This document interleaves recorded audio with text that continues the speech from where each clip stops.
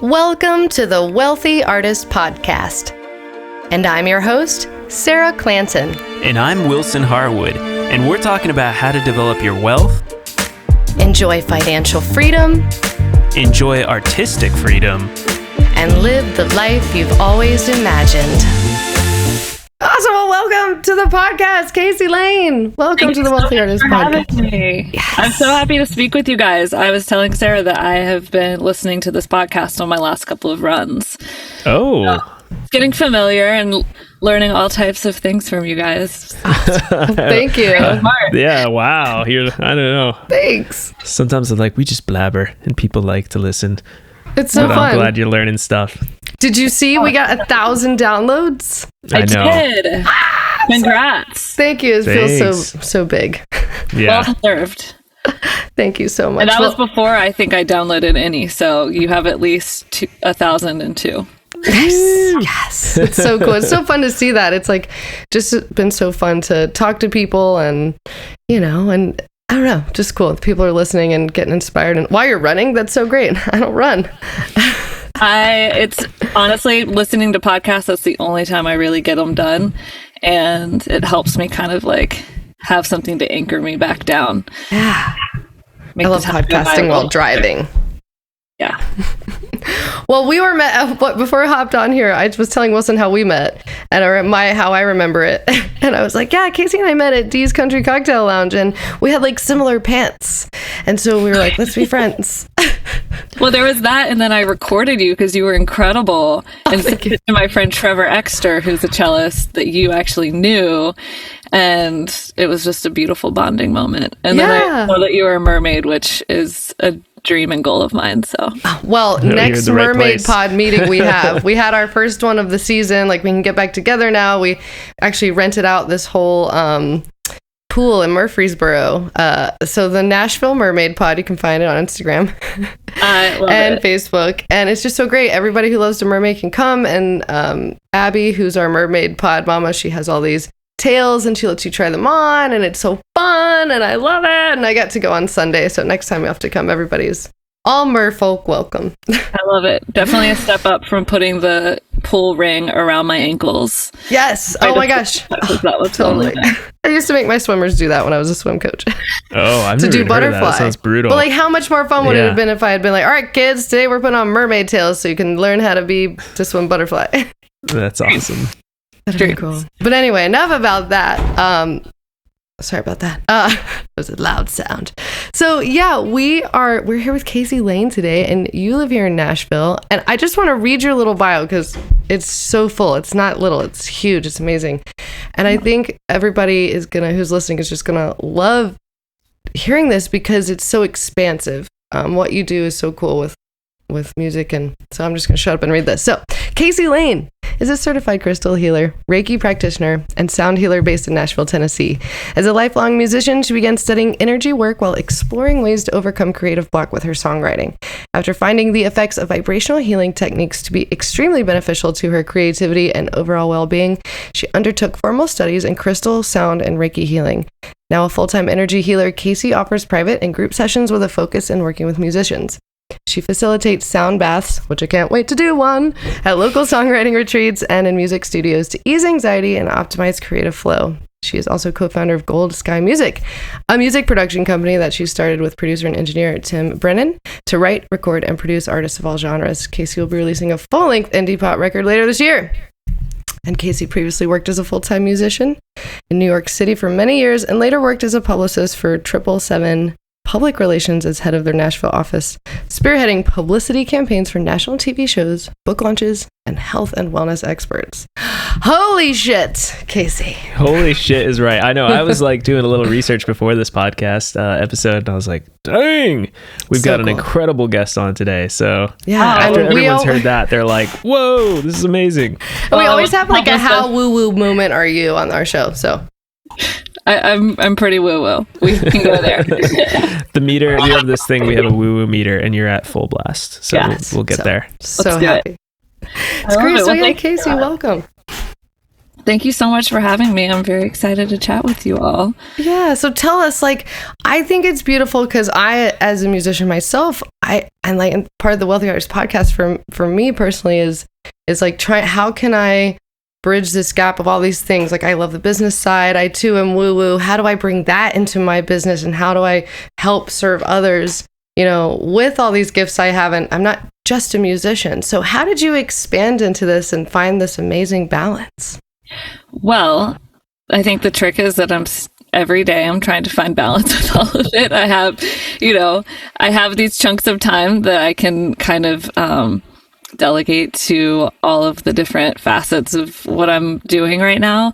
But like you mentioned in my bio, I started off really getting into this whole world of woo-woo when I moved here and got this day job, and it was the first job I ever had other than playing music and doing all of that. And it was really difficult for a while, and I didn't really understand the impact that performing really had on my mental health.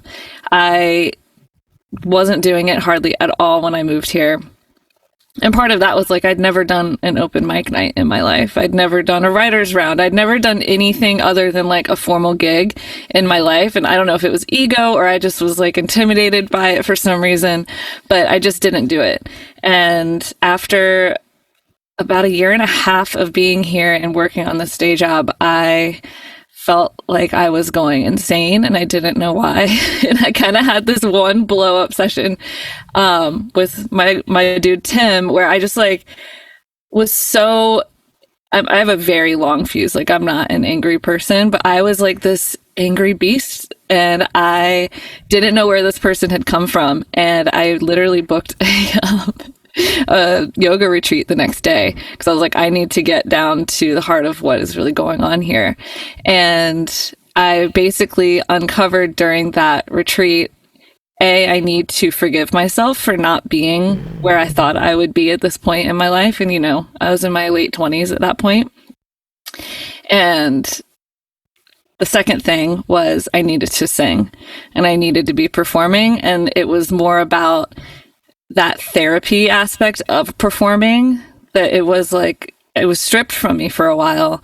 And anyway, after that, I made a deal where I was like, I'm going to play one place, one writer's night, one open mic, whatever, once a month from here on out. And I did that actually up until this year, right? Which it was a conscious decision that I was like, I'm fine right now. But yeah, that was a really big thing for me, was scheduling those monthly things, which obviously pandemic things got a little more virtual, but I stuck to that for a long time, which was very, very helpful.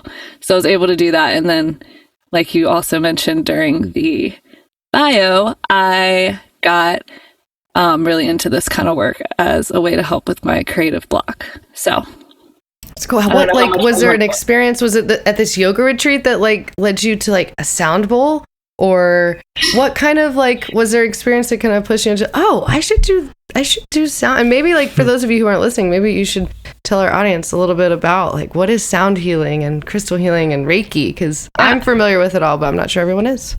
Well, it actually started with crystals, and I think I was at High Garden, RIP.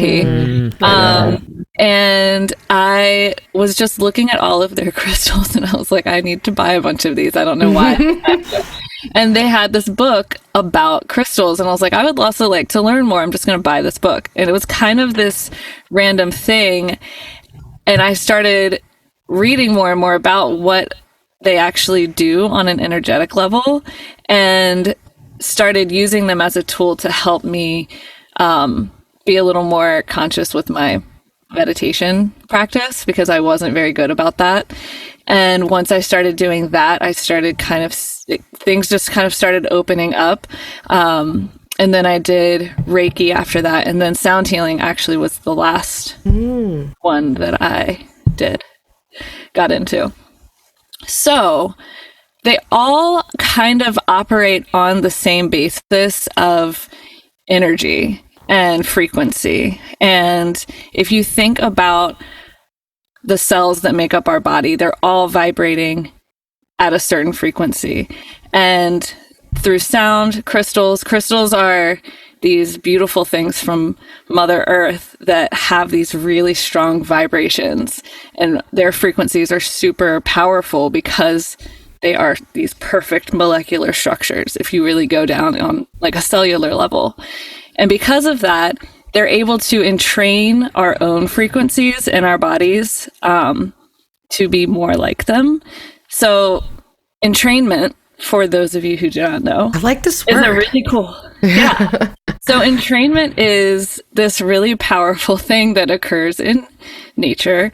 / for musicians, you have probably all experienced this when you like hit a snare drum or hit some sort of drum and like a string on a guitar is vibrating, or something drops and one of your acoustic guitar strings is vibrating. You're like, that's weird that just one string is vibrating right now.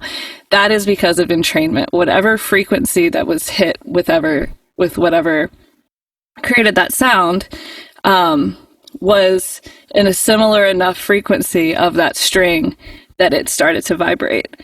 So that's kind of what we're working with sound healing and crystal healing. And then Reiki is like, a little more like person to person, but that's kind of the science behind it. I have to ask, because I've experimented with sound healing on YouTube, which I'm always like, I don't know if this is legit or not. It's like, it's a YouTube video, but I've always wondered, where do they get the frequencies from? Like, how did people find out that certain frequencies can heal certain things, or, work with certain parts of our brain or things like that?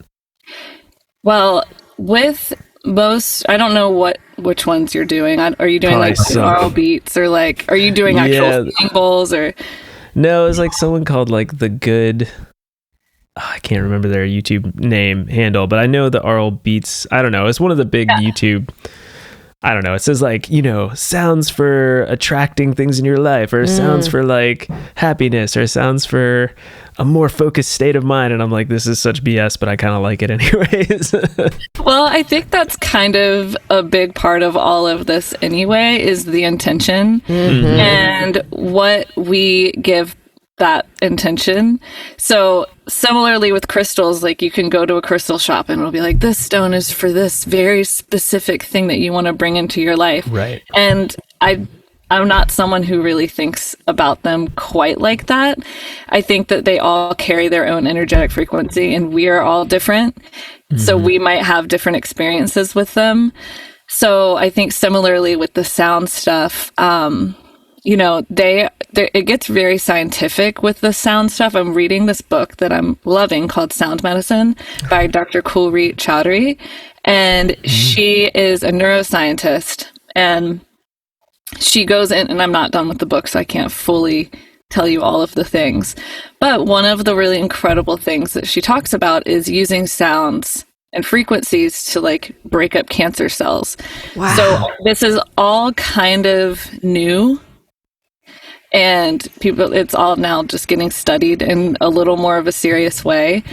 So they're using this similar like idea, I guess, of, when you see that cliche like opera singer breaking a glass with her voice, hitting a note, that actually occurs. Like you can actually burst things through sound frequencies, and that's what they're able to do now with certain cancer cells. And I think prostate cancer is one that they've found there's like sonic blast, right? Like when a rocket goes through the atmosphere. Yeah. Or like if you have the car windows rolled down, only but one of them, and you're on the highway and it starts to feel like wah in the car, I don't know. That's kind of I don't know. Like there's all kinds of things moving like that. Yeah. Yeah. And I mean, one of the other things she mentions in the book that I think is very important is just sound is happening constantly. It's not what we can hear, like we can't be limiting our idea of what sound is by what us humans can hear, because we have a limited range. So there's vibrations happening. Everything around us is creating a certain frequency, and they really do affect our whole functioning of our body and our energetic field in various ways. So it is nice to kind of, be a little more conscious about what is in your space and giving yourself space that has fewer of those frequencies. I mean, we're all kind of in a room with a bunch of technology. But I mean, if you think about if you're in a good mood or in a bad mood or whatever, you search maybe for a certain song that resonates, right, with that feeling. Yeah. Or if I think of music therapy in a sense, maybe that more on a mass consciousness level, that people think of music therapy as like someone who maybe goes into a hospital and plays and sings to people who are in bed. I mean, that, like, I think what's so super cool is like what you're reading about is the science of why we even do that. Yeah. Like why someone goes in and when we record, I mean, probably as you're, preparing your room that you're in, like Wilson, for recording, like you're aware of like where the vibrations go of the music, because the sound moves air around and all this stuff, and where the sound bounces off the walls. And so it's interesting to think about even like where you're sitting, Wilson, in front of your console, like how those vibrations are affecting you differently than if I'm sitting in the back of the room. Yeah, I mean, I think about it constantly as a producer and engineer, as I'm sure Tim does. For those of you listening, is it your partner? I call him partner. We've been together almost 6 years. You're partner in crime and life. Life is an incredible partner. Producer and engineer. And I think the reason I brought up even these YouTube videos is that I've become fascinated by it, as I think you have as well. And I think all of us are as musicians on some level, of like the healing power of music, the power of music in general.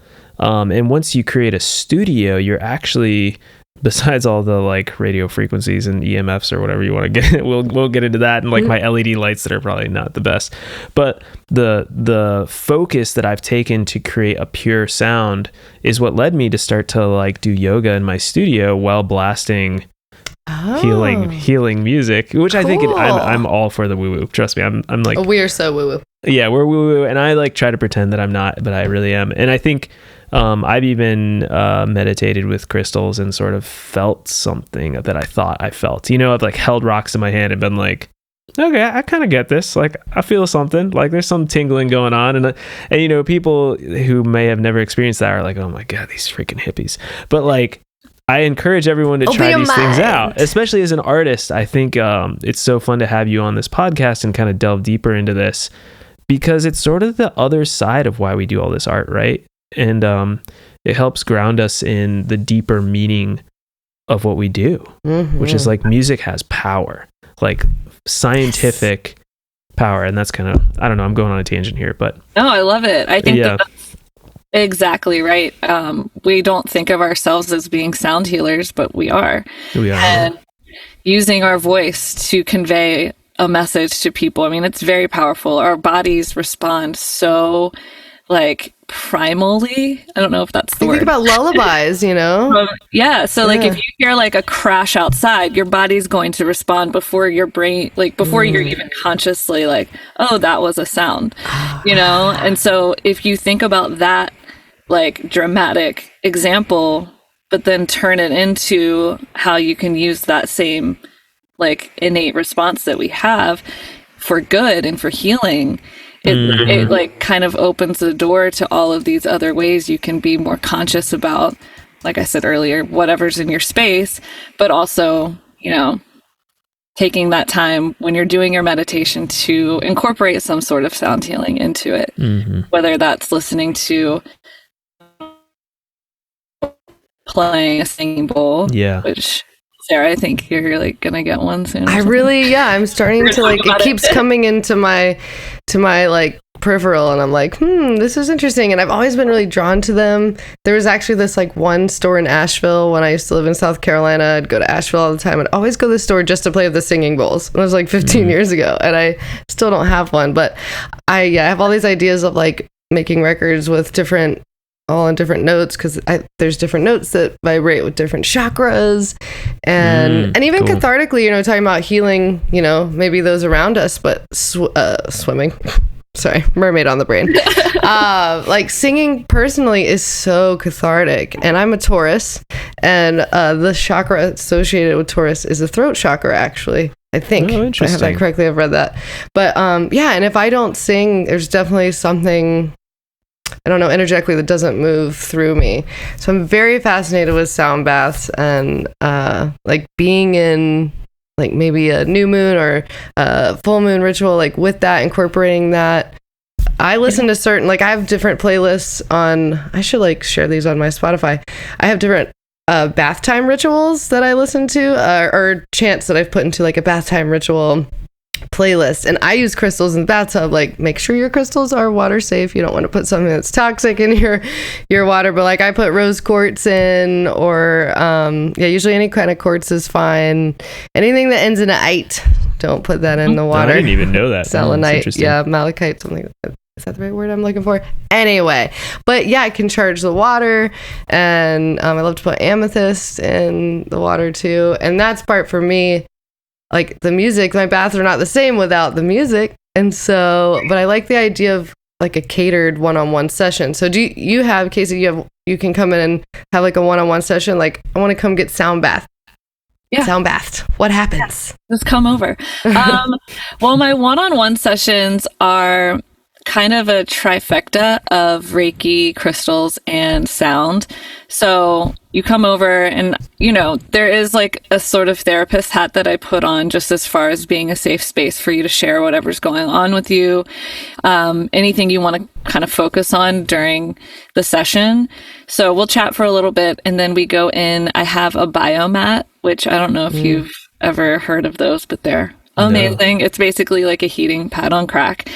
And it warms, so that's all warm and cozy. So you get on the biomat and I will scan your energetic field, kind of see if I can feel anything, because you can really like feel, and I know this is a podcast, so not everyone can see my hand motions, but as you can watch this on YouTube and see it.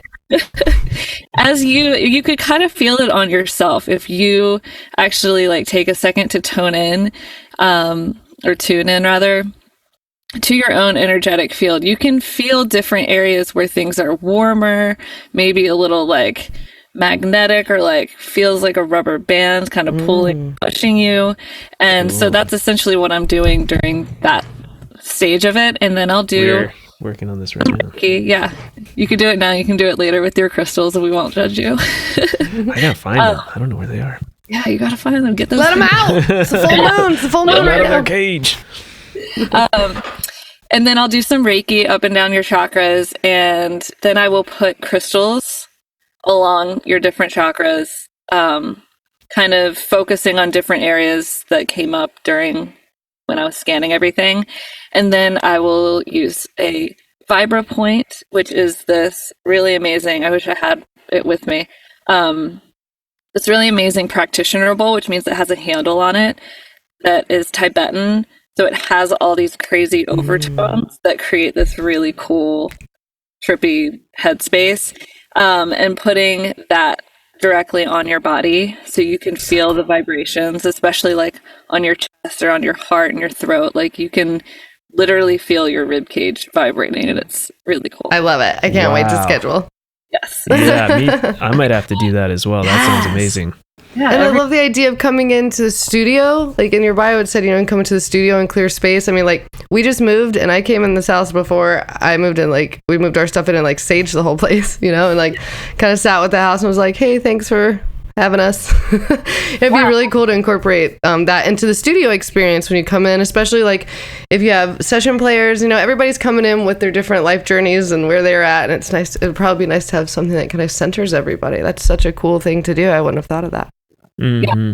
Yeah. And all of this kind of came out of like my own personal needs, Like I'm sitting there, I get really bad anxiety before I play a show, and I don't know, it doesn't even make sense because I started performing when I was 6, never cared, never got nervous until I started performing my own original music.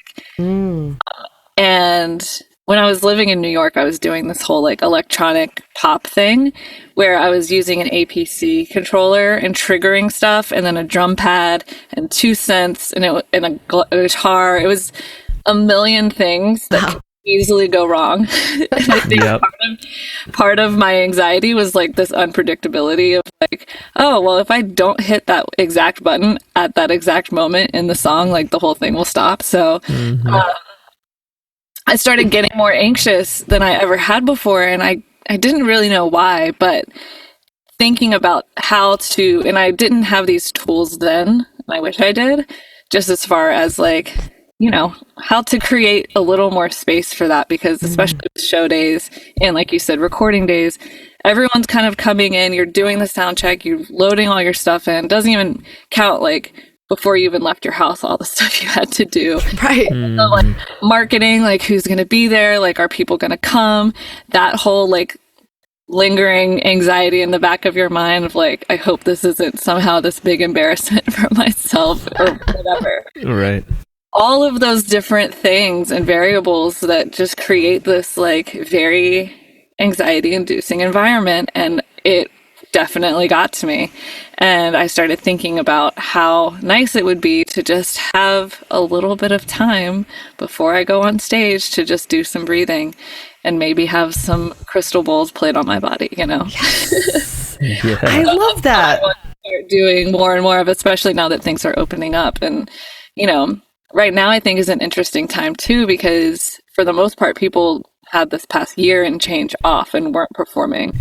So there's this added level of like not being as prepared for all of the things, you know, like the first show you played in 15 months, like that pressure. And I remember how to play my instruments? Mm-hmm. Can I sing? I mean, I could yesterday. I was practicing. Exactly. So I'm hoping to kind of expand a little more into some festivals. I'm working with a few of them in the next couple of months to have, you know, a tent set up for the artists. Yes. Oh my God, that's one of my favorite things at festivals, when they have massage artists. I was at masseuse, or like when Music Care comes and they have like hydration stations and IV stations, or, you know, all this different stuff you can get.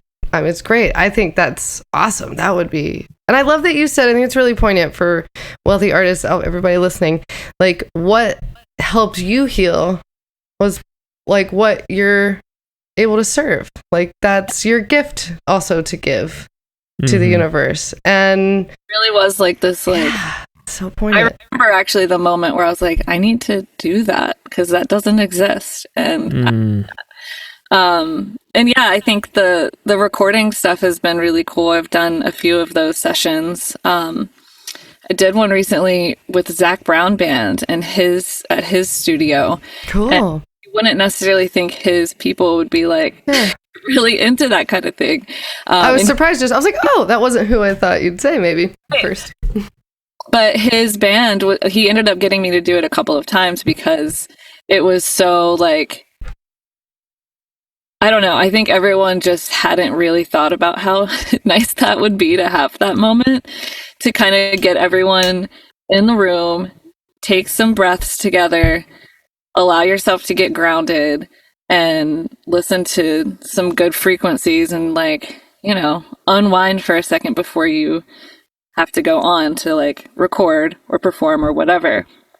And anyway, the engineer was basically like, if I could have this before every session I do, I would. Wow. So that's like a very nice validation. Have you gotten him to quote that and put it on your website? I've thought about sending him a DM and just being like, hey, are you cool if I like write that down? It's totally great idea. Yeah, you totally should. I mean, that's just proof. That's awesome. Amazing. I think the biggest takeaway for me, and this is something we really value on this podcast and with the Wealthy Artist community, is this idea of forging your own path. Like, you know, the number one thing in business they tell people is like, try to solve a problem. And I think a lot of us artists are so much more than our music. And a lot of the people we've interviewed that I am so admire and I'm so inspired by are these people who are, yes, they're doing music, but they're also living this like artistic life. You know, you're living this creative life where you're a perfect example of this, of following your passions, letting your instincts guide you a little bit more.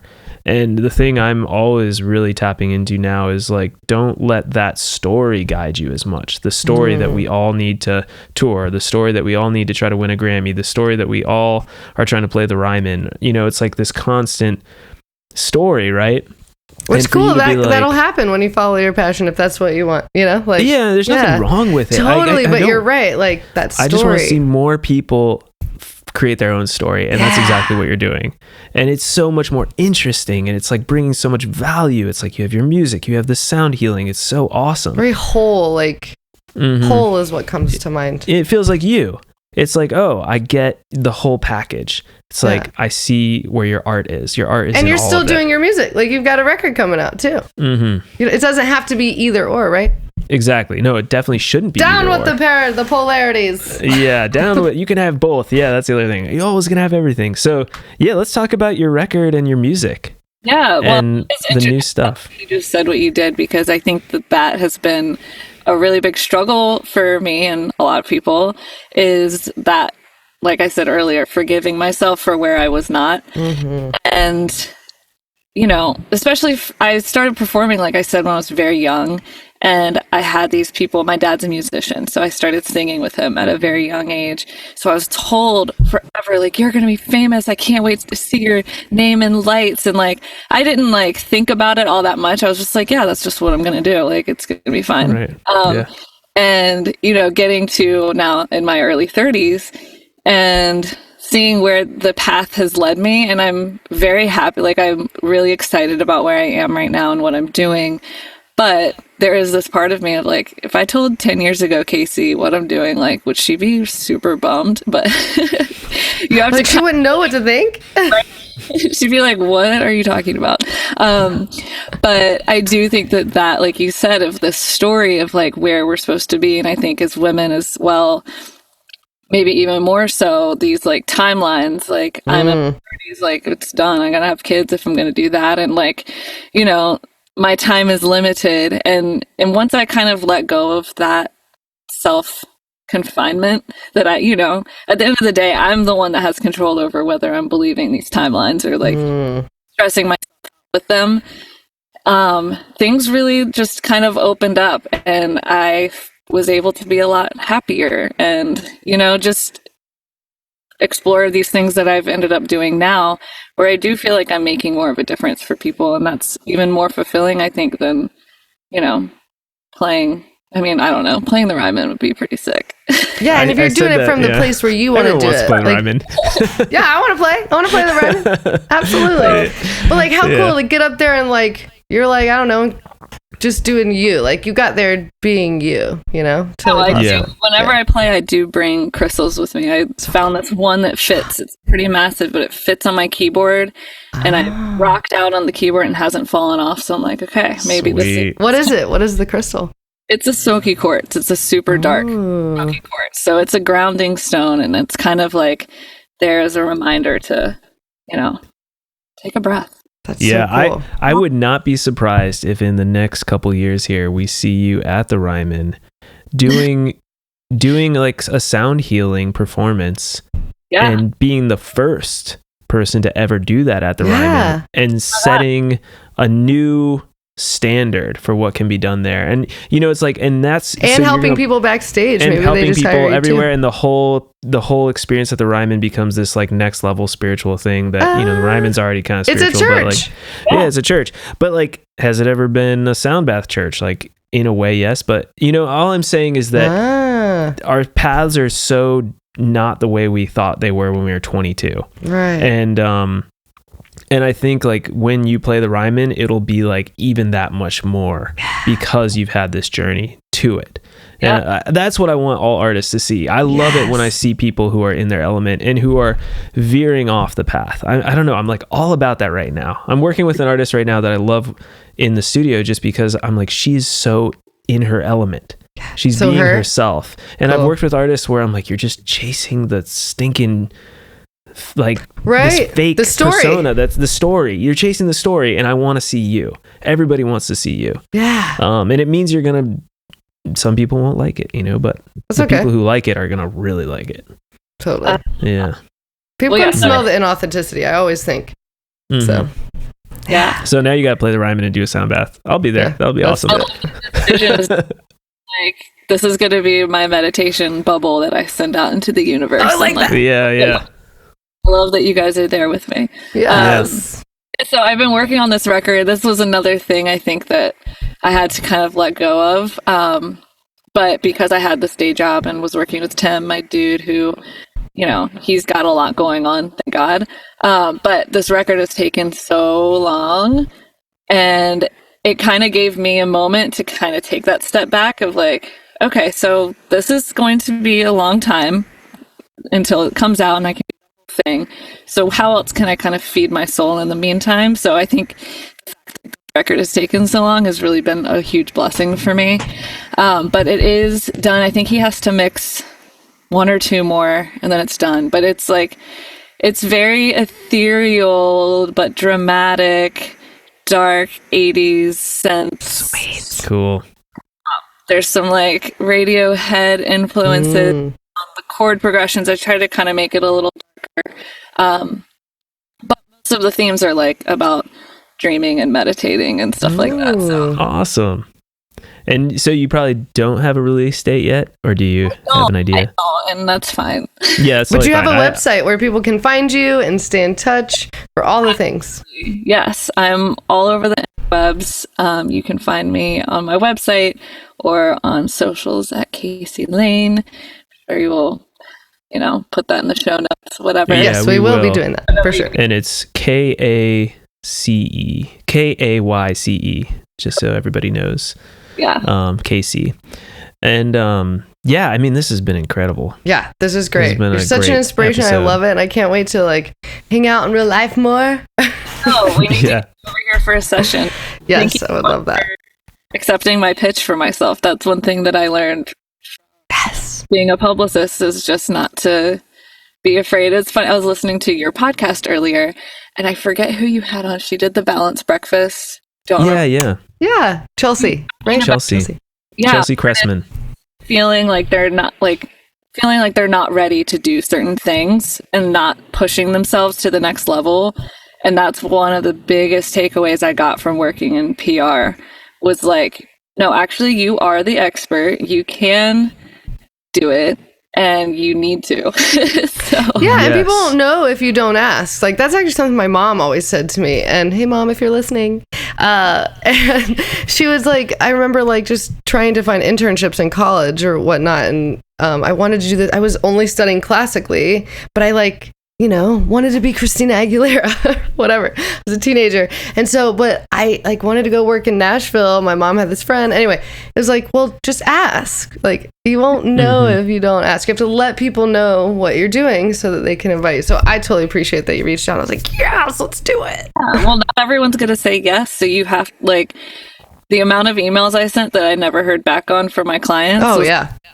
So extensive, but all you needed was a couple of people to say yes, and like those were the hits, Yeah. So just kind of using, putting ego aside and just knowing that like not everyone's going to want you all the time, whatever, and it's not personal at all. Really taking a minute to like put the time and effort into reaching out to people, whether it's press or whatever it is, and going from there. That's inspiring me right now because I got some stuff on my to-do list and like that resonates with that. So thank you so much. We were wrapping it up and I'm like, wait a second. We have to, I have some questions about PR because I'm just fascinated about the PR world. And I think our listeners are, every artist I've ever talked to, it's like this sort of mystical thing. Like, do I hire a publicist? Do I not? Do I do my own publicity? Question. And we recently, I put out a single release checklist, and on there I said you should do your own promotion unless you want to hire it out, but you can. And I said to follow up Ari Herstand, actually, if you know him, said to follow up every 4 days on, and I was like, that seems like a lot. So I was just curious, like, how often do you follow up with? Wow, from a professional? You did. So my bio, I did not do music PR, which was right.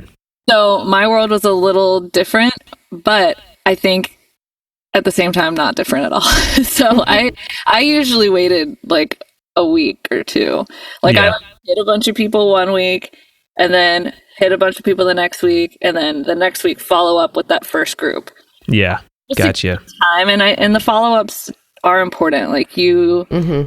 So many times people are like, oh my gosh, thank you so much for following up with me. I saw this email the first time you sent it and it totally like slipped my mind. I was in my car driving, I read it or whatever. Exactly. People are human. Like, don't be afraid to follow up. Yes. I after like 3 follow-ups, I usually was like, all right, I'll just try someone else at that publication, or go a different angle with it. But then also keeping in mind offering something a little different with each email. Right. Not just like following up on this. Being like following up on this in light of whatever else has maybe happened, that maybe you want to mention something else that like gives a little different angle. Change the subject line a little. Yeah, just interesting. Something extra to think about. So like I also would cater my pitches so that I wasn't, saying literally everything I wanted to say in that first email. I would always save a little information for the follow-ups. I think that could be... I think that's super smart, because people don't want to read and read and read. They've got a lot of emails and they get lost. So, yeah. And I do think short and sweet. I had colleagues who would write really beautifully written pitches that I think were just like a little too long for people's attention. So short and sweet, and like I said, leave a little to be desired after that first one, so you can follow up and have more to mention as well. So great advice. I love that advice, and I love, honestly, the knowing when to stop. That's something I've had trouble with my own marketing with the studio. It's just like I do a lot of cold outreach with the studio, which I know is not everyone's cup of tea and seems very anti-cool music, but it's really interesting when you've reached out to someone maybe a couple times and you're like, you know what, it's just not what they're interested in, and knowing like when you've been enough. So I think 3 is actually a good number. I like Don't do like 10 follow-ups to someone who's obviously not interested. Saying it, just immediately deleting. Not even Just kind of like dating, like stop calling. Yeah, stop texting me, 10 please. Is too many. Yeah. Awesome. Well, this has been wonderful. Yes. Thank you so much for coming on the podcast. Yep, so much. I wasn't expecting to just be so like happy doing this, so good. That's so awesome. Yay. We don't want to be a downer. I wasn't expecting to be sad walking away from this. I appreciate you guys, your energy and your enthusiasm, and I'm kind of on the front end of doing some of this, so the fact that it's resonating with the two of you is like really firing. We won't be able to talk to you in like 2 years. You'll be so busy and flying all over the world. So. And it'd be great too. I mean, you just mentioned, I saw on your Instagram that you just had the anniversary of your buying your house, and that's actually something that we're curating right now, is some episodes about how to buy a house as a musician, or this creative life that we live, and there's lots of ways to do it. So maybe we'll just have to wrap back around and talk to you about that too, because we love to empower all kinds of artists to do whatever the hell it is they want to do. Absolutely. Huge fan of being a homeowner, despite the fact that I've already had to get a new roof and all these other fun little surprises that have popped up. But overall, very worth it. It's been really empowering. And doing it on my own, I think as a female, it's kind of rare too. So that's been nice. But that's another podcast, I think. Exactly. Yeah, we'll have you back for it. Yeah, awesome. Well, we have new podcasts every Monday. Thank you so much for listening and for subscribing. Writing a review, if you have a second, that really helps us so much. Yeah. We have these episodes on YouTube if you want to see all of our shining faces. And what am I missing? Find all the details for everything to find Kayce in the show description. And we're just so grateful you all are here. Keep listening, keep thriving, wealthy artists. Yes. Be you out there. We'll see you next week.